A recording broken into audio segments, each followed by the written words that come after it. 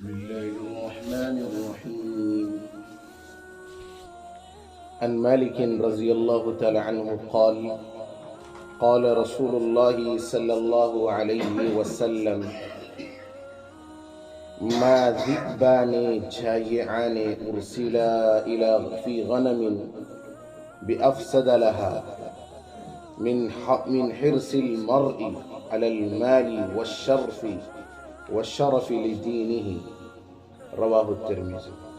حضرت مالک رضی اللہ تعالیٰ عنہ روایت کرتے ہیں کہ اللہ کے رسول صلی اللہ علیہ وسلم نے ارشاد فرمایا، دو بھوکے بھیڑیے جن کو بکریوں کے ریوڑ میں چھوڑ دیا جائے، بکریوں کو اتنا نقصان نہیں پہنچتا جتنا آدمی کے دین کو مال کی حرص اور بڑا بننے کی چاہت نقصان پہنچا۔ دو چیزیں حدیث میں بیان کی ہیں۔ نمبر ایک، مال کی حرص۔ نمبر دو، بڑا بننے کی چاہت۔ بڑا بننے کی چاہت مطلب کرسی کی چاہت۔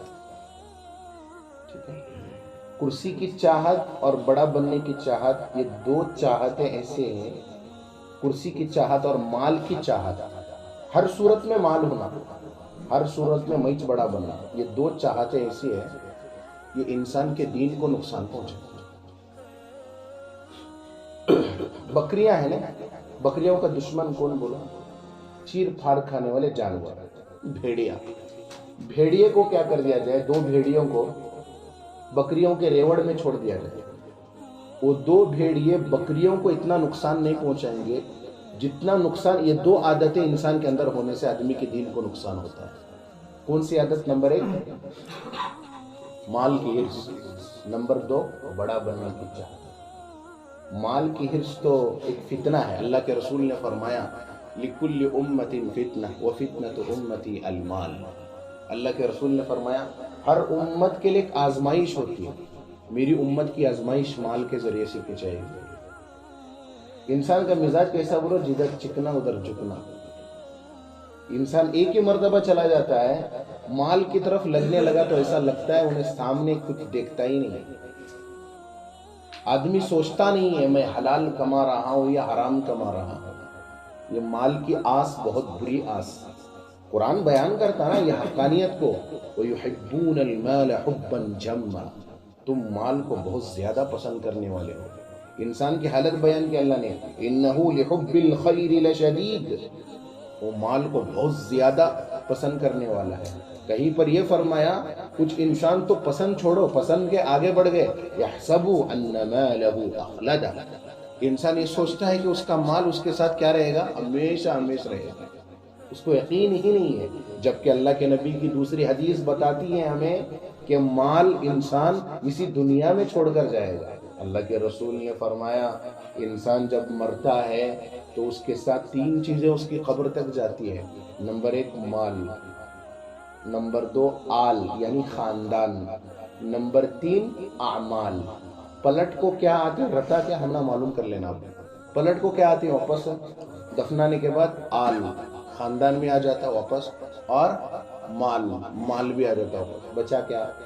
اعمال۔ تو معلوم کیا ہوا؟ جس کے پیچھے انسان لالچی بن کر کمانے کے چکر میں اپنی عبادتیں، اپنی روزیں، سب کچھ برباد کر دیا، وہی مال اس کی قبر میں اس کی حفاظت نہیں کر سکتا ہے۔ نہیں سمجھ میری بات؟ اب لوگ غور کرے رہے گا، نہیں آپ ہم سے بڑے ہیں، جب پراپرٹی اور جائیداد کے کاغذات لکھنے کے لیے بیٹھتے ہیں، وصیت کس کا نام نہیں لکھتے اس میں؟ جو بیچارہ ابھی انہیں 24 سال میں کمانا شروع کرایا تھا، اگر سمجھو 24 نے تو 25 سال میں، 25 سال سے لے کو 60 سال تک بھی کمایا انہیں، رند لے 50 تک بھی کمایا، 50 کے بعد ریٹائرڈ ہو کو بیٹھا ہوا، چپ نہیں کمانے ہو رہا، کل کو 25 برس کما کو بہت سا پیسہ جمع کریا، لیکن جب مرنے کا ٹائم رہتا تو کیا کرتا انہیں؟ اپنے نام میں کیا بھی نہیں لکھتا، یہ میرے پوتے کا نام، یہ میرے پوتی کا نام، یہ میرے بیٹے کا نام، بیٹے کا نام، بیٹے کا پورا لکھ کو چلے گیا۔ کس کے نام پر نہیں آیا ہوگا؟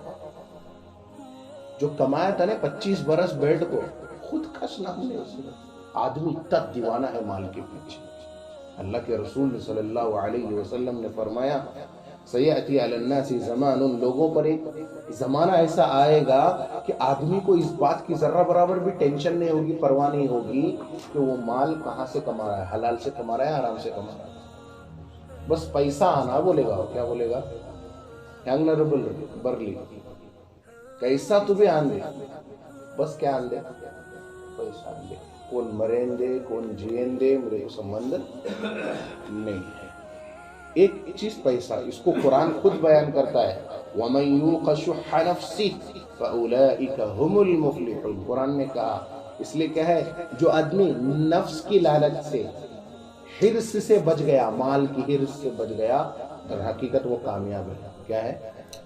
کامیاب کی فہرست میں اگر ہم تلاش کریں تو ایک وہ شخص بھی کامیاب ہے جس نے مال کو ضرورت کے لیے استعمال کیا، خواہش کے لیے نہیں. کس کے لیے نہیں؟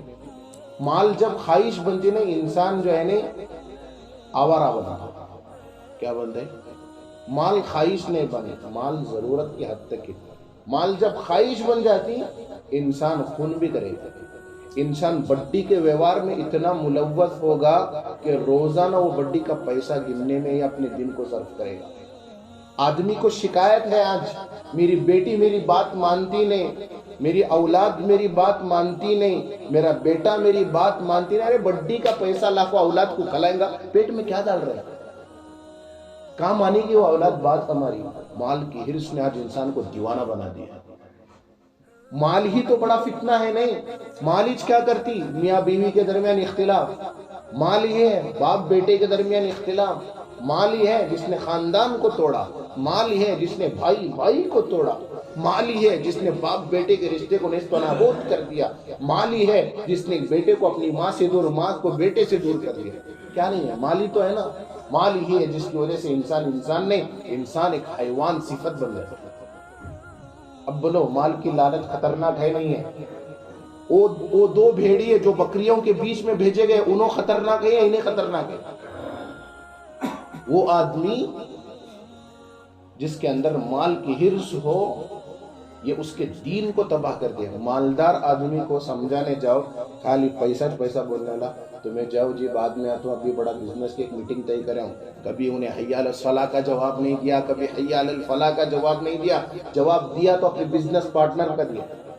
کیا اللہ خاک کمائی میں برکت دے گا ایسے لوگوں کی جو صرف مال کر کے اپنا دین برباد کریں.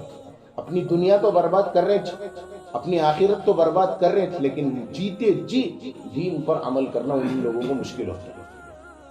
نمبر 2، کون سی چیز نقصان پہنچاتی ہے؟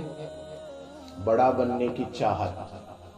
کرسی پر میچ بیٹھنا. کی بولے تو میرا باوا تھا پہلے، اس کے پاس وہ صلاحیت اس نہیں ہے کرسی بیٹھ کو سنبھالنے کی، اس کے پاس وہ طاقت اس نہیں ہے کہ پبلک کو لے کو چلے. نہیں، ہمارے باپ کرے ہمیں بھی کرنے والے. کرسیاں خاندان پر نہیں چلتی، سیاست خاندان پر نہیں چلتی. سیاست لوگوں کی بھلائی کے لیے کی جاتی ہے. کرسیوں پر اس لیے بیٹھا جاتا ہے تاکہ اس کے پاس بیٹھنے کی طاقت ہونی چاہیے. جو چیٹنگ کر کے کرسی پر بیٹھتا ہے انہیں پوری امت کو تباہ کرتا. جو لوگوں کی پسند سے بیٹھتا انہیں لوگوں کا خیر خواہ بنتا.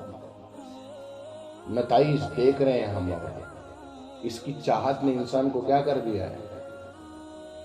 تباہ و برباد کر دیا ہے نا.